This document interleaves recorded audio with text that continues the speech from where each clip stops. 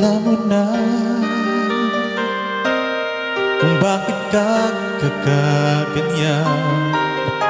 Lumulutang, nasasayang ang buhay mo, at ang ibinubulong ng iyong puso. Natutulog ba ang Diyos?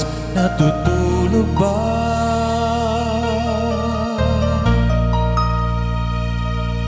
At ikaw ay kaagad sumusuko. Konting hirap at munting pagsubok lamang. Bakit ganyan? Nasaan ang iyong tapang? Naduduwag, nawawalan ng pag-asa, at iniisip na natutulog pa. Natutulog pa ang Diyos? Natutulog ba?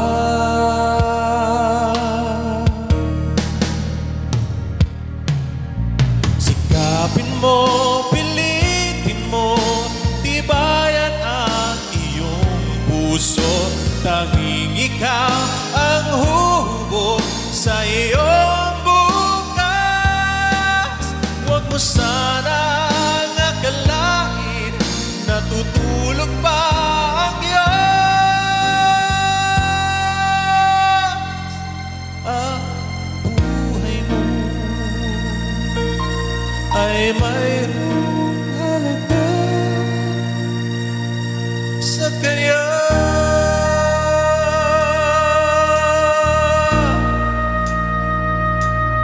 Dapat nga ba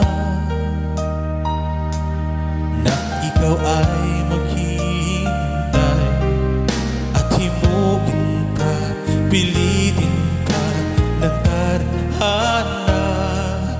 Gawin mo na kung ano ang nararapat. Magsikap ka at magtiwala sa may kapal.